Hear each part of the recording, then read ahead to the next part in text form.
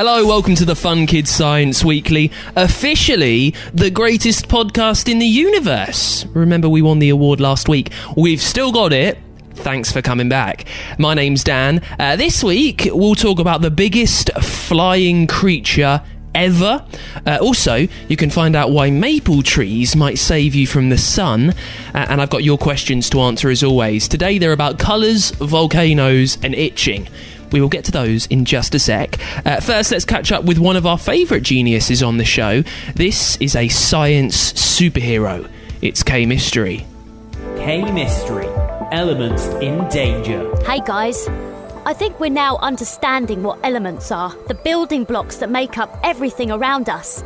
And as we've discovered, some of them are elements that are in danger. Elements in danger? That sounds like a call for a chemistry superhero alter ego! Not gonna lie, that's pretty cool. And talking of superheroes, another element we need to check out has superpowers of its own. It's terrific, tremendous tantalum!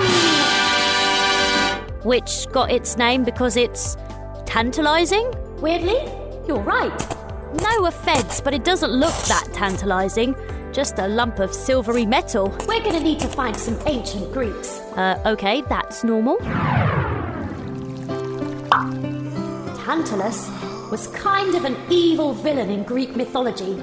He not only killed his son, but also stole ambrosia from Zeus, the king of the gods.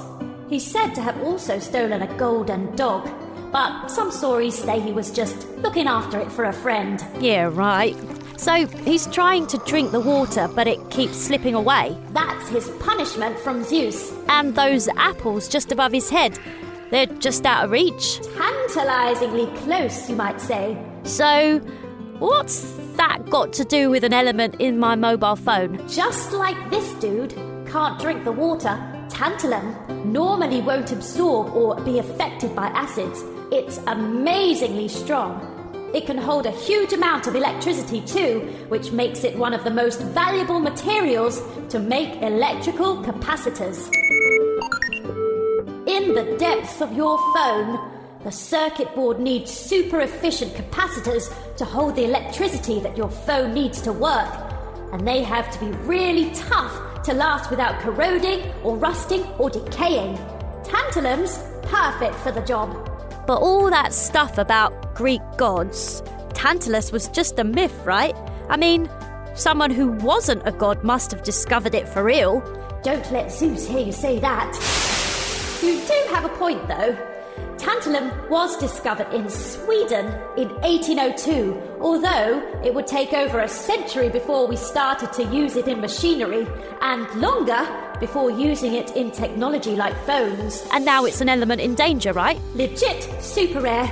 Only 1 or 2 parts per million. Unlike some of the elements in danger we've met, tantalum is not only difficult to mine, there just isn't enough on the planet. Most tantalum is mined in Australia, and because it's so rare and so awesomely useful, it's really, really expensive. So, what are we gonna do? What if it runs out? There's plenty you can do. More gadgets mean more elements are needed. So, simply buying fewer phones and tablets, well, we can start preserving the resources that we have. Sharing and reusing technology you don't need anymore and recycling them when they're broken. Some of these rare elements can be recovered and used again. So, you're saying if I help out, I'm kind of being a chemistry superhero too, just like you. Well, no one is just like me, Karina, but you'll be the next best thing. Thanks, K-Mystery. K-Mystery. Elements in danger. With support from the Royal Society of Chemistry. Find out more and get hands-on with chemistry at funkidslive.com/chemistry. Let's get to some of your questions then. Remember, if you've got something sciencey that you just can't figure out, maybe something you were told at school, your teacher said it and you thought, hang around, I don't quite believe that. I need to check what you're saying. Maybe you heard it in class. Maybe one of your mates told you in the playground and you thought, hang on, there's no way that's right. It's fine. Ask me. I will do all the digging and figure out if it's true or not. You need to let me know as a review over on Apple Podcasts. Louise has done that. She is 12 years old. Hey, Louise. She wants to know, what colour would you make if you added all the colours of the rainbow together? Very simply, you'd probably make white, Louise. Most colours, when you add a lot of them together, make white, because light contains all of the colour frequencies as light. So if you add most colours together, keep adding, you get white. This next one is from Evan, who is in Ohio, in America, who asks, why do volcanoes erupt, but then can be dormant for many, many years? Now, volcanoes are made by huge bits of earth that crash into each other. You see, the Earth is made of tectonic plates. They fit into each other like a big jigsaw, but they're always moving a little bit. Now, when they're squashed into each other, they force each other upwards. And then molten rock called magma rises up from inside the Earth, up through the cracks, then it quickly cools down. It becomes solid, and it makes the volcano go higher and higher and higher. Now, eruptions are caused when this magma is pushed quite hard, quite violently through the volcano. Now, they then become dormant because the magma can no longer reach the volcanoes because they slowly move away. So this magma under the Earth can't find the hole anymore, so the volcanoes can't erupt. Then what happens is that magma pushes up and it makes a new volcano. That's how that one works, Evan. Hope I made it quite clear for you. And lastly, this is from Cabela and Kylie, who are in America as well. They're in Florida, and they want to know why mosquito and ant bites are so itchy. Now, when you get bitten, they don't just draw out bloods, the mosquitoes, they also inject you with proteins. Now to fight them, because you don't want them inside your body, you make histamine. And it helps the affected area get better. It pushes white blood cells to fight what's happening. The problem is that histamine, it causes the itchiness. It's kind of a byproduct of what's going on there. There you go, Cabela and Kylie. Thank you so much for the question. And if you've got something sciencey that you want answered on the show, you need to leave it for me as a review over on Apple Podcasts. It's the Fun Kids Science Weekly. Now, a brand new show is coming online, which can show you how to be secure and how to be safe when you're on the internet. It's called The Big Data Show, and it is the story of the UK's first group of ethical hackers.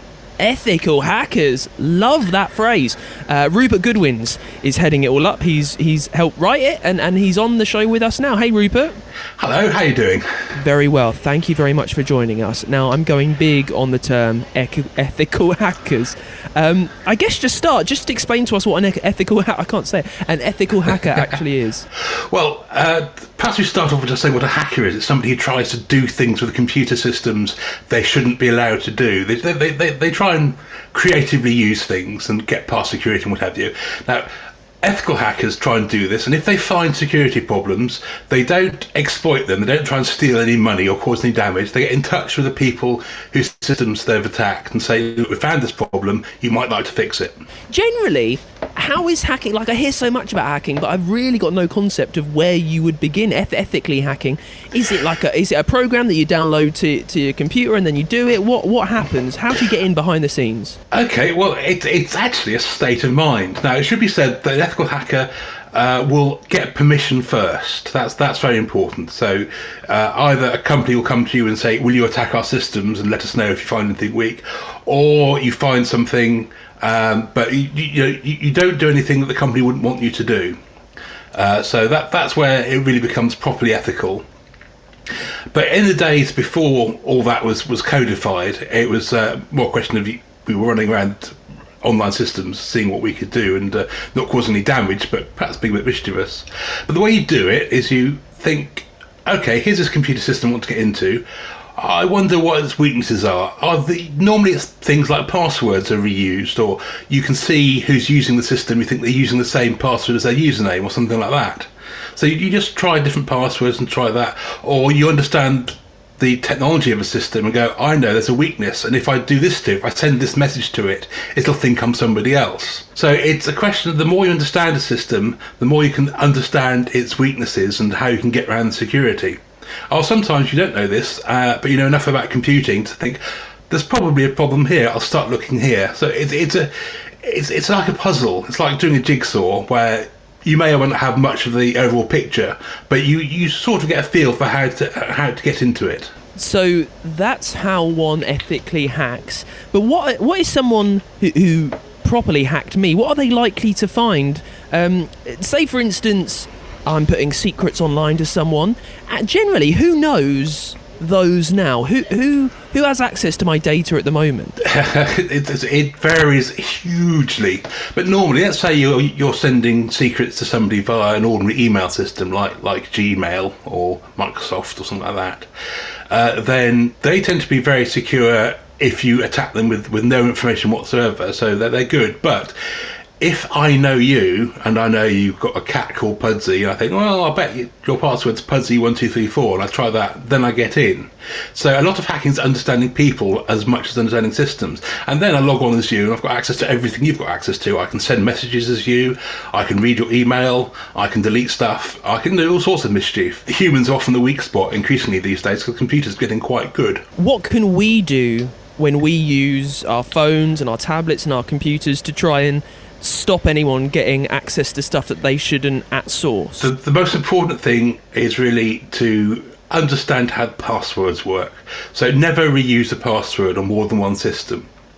So if you're using the same password for your email and your YouTube and something else, and somebody discovers one of those systems passwords, they've then got access to everything else using the same password for, and that's very common. So always use a different password. Never use an obvious password, so always just pick 3 words and put a number between them, something like that, like horse staple 4 battery or something like that, and nobody will be able to guess that, and nobody will be able to go through all the combinations for it. And never tell anyone your password. You find people who going on holiday, they want somebody else to look after the email for them, so they give them their password. Never do that. And sort of do those 3 things, and you're going to be fairly safe. Now, to help us understand this, I mentioned earlier, you are doing the Big Data Show. Now, this was meant to be in theatres. It was meant to go all around Scotland, wasn't it, earlier on in the year? Obviously, with everything in 2020, that's not happened. Tell us how you've changed it so we can use it right now. The way you do it right now is you get hold of us and you say, can we book a show? We're not turning up at random anywhere. We're doing it in conjunction with schools. We're organising it through schools, and sort of teachers set a time for the show. And what happens is, instead of coming into a theatre, as we always wanted people to do, and sit in the seats and watch the show happen with live actors on stage, while using your mobile phone and our app to interact with everything, you sit in the classroom and you watch either a laptop or a television of some sort, and the show streams to that like it would if it was YouTube or Netflix or something like that. But you're still using the same app, and everything revolves around this app you can download called SuperSwipe, which is a really fun game. But as the show progresses, your phone starts to behave in interesting ways, and it reveals all sorts of interesting secrets. Tell us a bit more about how it reveals those secrets. When you're creating the show, how do you make all this quite complex stuff to understand? How do you make it fun and engaging for us? Well, my co-writer, Claire Duffy, is an extremely experienced playwright, and she, for example, she does this CBeebies pantomime every year for the BBC. She's put on interactive shows before, so she understands fun, she understands drama, she understands character. So the whole thing is driven by proper dramatic, exciting stuff. There's a story to tell. There are real characters, there are real problems, and they're finding stuff out as well. So from the point of view of it being a stage show, then it's like that. It's fun to watch, and it's engaging, and there's all sorts of things being revealed there. But the app, so we sat down with a games company, and we wrote a proper games app with them, which is on Apple and Android. And the idea is you play it before the show, and it's quite fun. You just have to swipe a little coloured ball around into spinning cups, and it's maddeningly addictive. They've done a really good job on that. And then we said, right, at this point in the show, something's going to happen on stage, and we want the phone to react in a certain way, or we want the audience to be able to connect to what's going on the stage in a certain way. And there's going to be things happening, and they look like one thing, but really they're another. So first of all, it's fun. It's video games. It's doing things in a way that everyone uses video games. Everyone uses smartphones now. It's bringing that into the dramatic side of things. But it's also showing that the stuff you're using on your phone isn't always what it seems. If you're putting stuff into Google, for example, Google can see your data and can sell it and can use things out of it. And you have to understand this, that when you're using your phone, it's not just sitting on your phone, it's going into the internet and people are able to see it and use it and sell it. So be aware of this, and we use that, and we make dramatic use of that, and hopefully we're giving people a feel for what data is, what privacy is, what it is to be online and use these things, and what the implications are, so that when you go out in the real world and you use these things for the rest of your life, you're always thinking, if I do this, if I consent to that, if I say they can get to this part of my personal data, then it might turn out to be used in ways I don't like. So that's a big part of the show too. Now, without giving away too much, a lot of the story revolves around something that happened to you back, 30 years ago now? 84, 85, yes. Now, Rupert, you managed to get into Prince Philip's email account. Tell me about, without making this seem far more exciting and teasing, when did the idea come to you that maybe this is something you wanted to try to do back then? Well, back then, it was all brand new. So this was the days of the ZX Spectrum and 8-bit home micros. Now, the computers were really unusual. People didn't have computers. They certainly didn't have mobile phones. But I was the teenage nerd. I was a geek. I sat in my bedroom and built computers with a soldering iron. I was that sort of chap. I still am that sort of chap, but nonetheless. And I eventually found out that you could buy a thing called a modem, which you plugged into the telephone line. It connected your computer to other computers. That was terribly exciting. And eventually I found out that you could dial up these computers, and you find other people on things called bulletin boards, and we swapped numbers and access codes and so on. So I said, I've just found this new computer, and we all went there and logged onto it and found out about it. And the only public system that was really available to anyone back then was something called Prestel, which was run by BT. And it was like a combination of Google and Amazon, and you could do online shopping and book holidays and do emails on it. It was very, very basic. It looked like teletext, if you remember that on televisions. And they'd given an account on this to Prince Philip as a sort of promotional thing to say, look, we've got Prince Philip on our system. But they left the keys to their system on the front page of one of their test computers. So we looked at the test computer. There was this access information, and we thought, that looks good. It wasn't it wasn't like some of the deep hacking that you see in movies where you're bashing your keyboard at 1,000 miles an hour with 50 screens around you. They just put it up right there. They put it right up there for the people logging in to see it. So we saw this and thought, that looks fun. And then we slowly realised that it wasn't just any access code, it was the system manager's access code. And it didn't just work on the test system, it worked on the live system. You could download everyone's email identities. So we went to BT and said, look, you might want to fix this. We found these security problems. And they didn't. They said, go away, kids. No, we can't listen to you.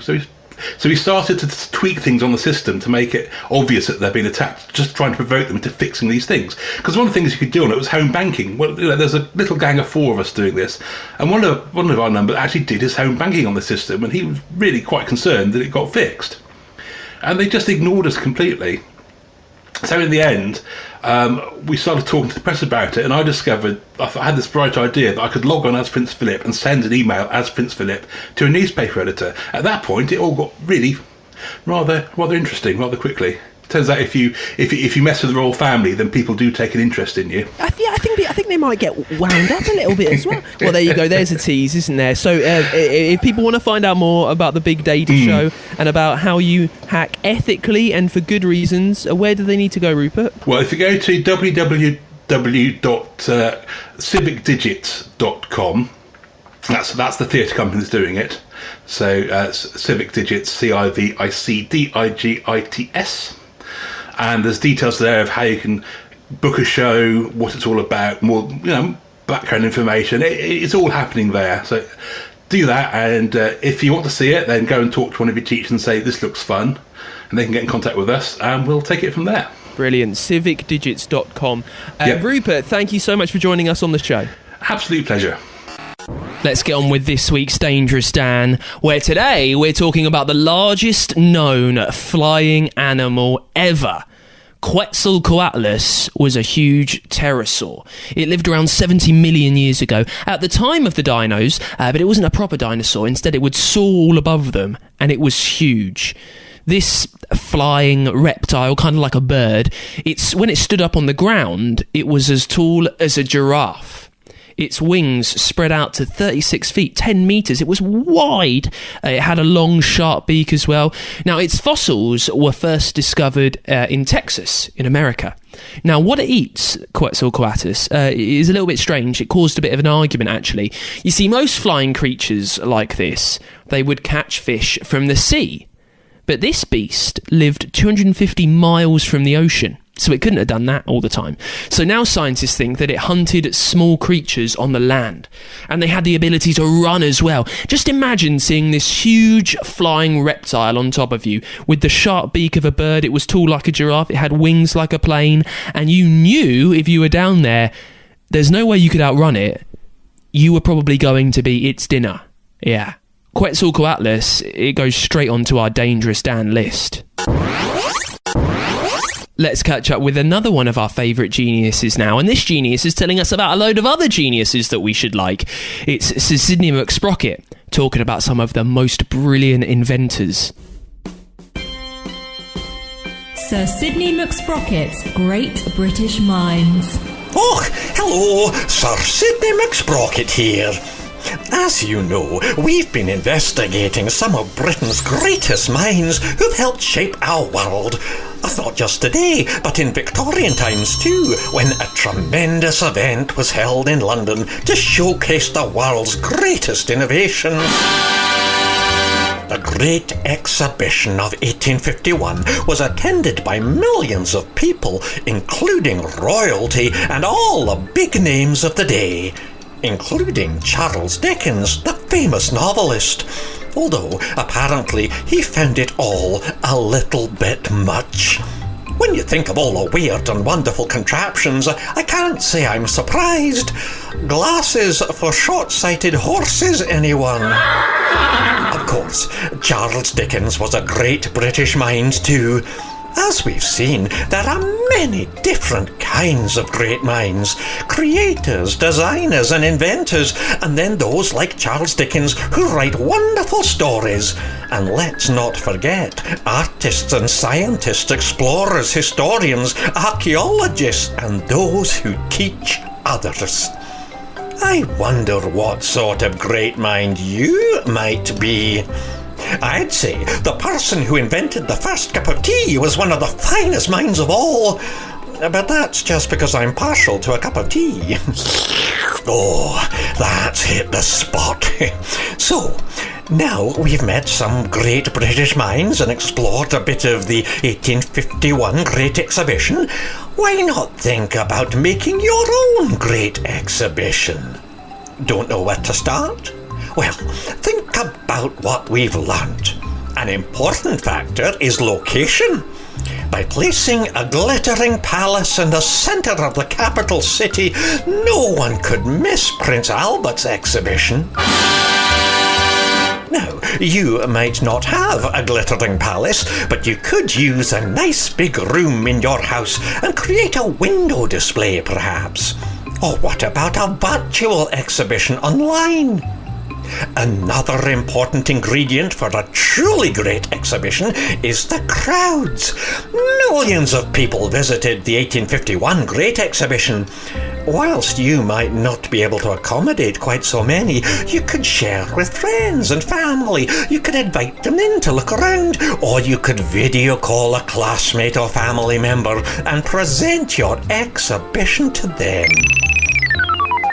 Of course, a big question is what to put in the exhibition. The original was all about progress, developing technologies and using engineering to tackle problems of the day. You could have a look around and find objects in your home that solve problems.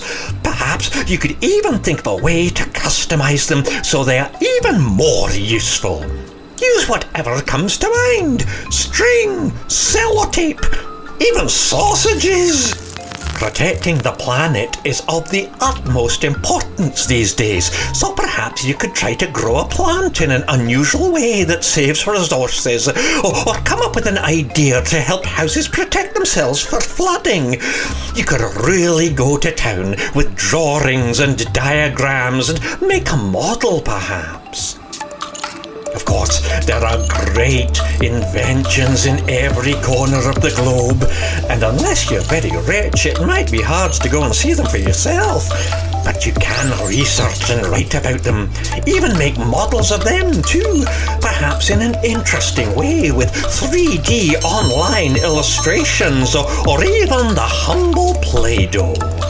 Let your imagination run wild to create a truly great exhibition all of your own. Prince Albert's great exhibition had a huge and lasting impact, and creators, designers and inventors continue to work hard today for a better tomorrow. Why not join in? Maybe you'll be the greatest mind of them all. Oh, no, again. That'll be my own work in progress. I better get the mop. Best of luck, everyone, and tatty bye for now. Sir Sidney McSprocket's Great British Minds. With support from the Royal Commission 1851. Find out more at funkidslive.com/McSprocket. Now it's time for this week's Science in the News. The maple tree offers the best protection against harmful UV rays from the sun. A study has found that the Crimson King maple tree is the best at protecting humans from ultraviolet rays, which means if you're ever in a forest and there's one nearby, that's the safest place to get some shade. Also, Sir David Attenborough has called on world leaders to do more to protect nature. He made a plea to the annual United Nations event. 65 heads of countries were there. They signed a promise to reverse world nature destruction by 2030. Now, last year, a report by the same people, the United Nations, it found that 1 million species could go extinct soon. So that's really important. And finally today, the skipper of a boat near Spain has said how a pod of orcas attacked it. Graham Walker was heading home on the seas back to Scotland when the killer whales began ramming into his boat. He said that they had a right good go for 45 minutes and they left the rudder with a big old hole in it. And it's not the first time that orcas have been spotted acting in this pretty terrifying way. And that is it for this week's Fun Kids Science Weekly. Thank you so much for listening for officially the greatest podcast in the history of the universe. If you missed the story of how we were awarded that amazing prestigious prize, listen back to last week's episode. Now, if you've got any science questions that you want answered on the show, you need to leave it for me as a review over on Apple Podcasts. Find the Fun Kids Science Weekly on there. There's a comment box at the bottom. That's where you leave your question. Make sure you leave your name so I can say hello. And drop us 5 stars as well. That will really help me see it. While you're on Apple, it's one of the best places that you can hear loads more amazing podcasts that we do on Fun Kids. You can get them there on the free Fun Kids app and at funkidslive.com. And Fun Kids, we're a radio station, a children's radio station from the UK. You can listen to us all over the country on your DAB digital radio on that free Fun Kids app and at funkidslive.com.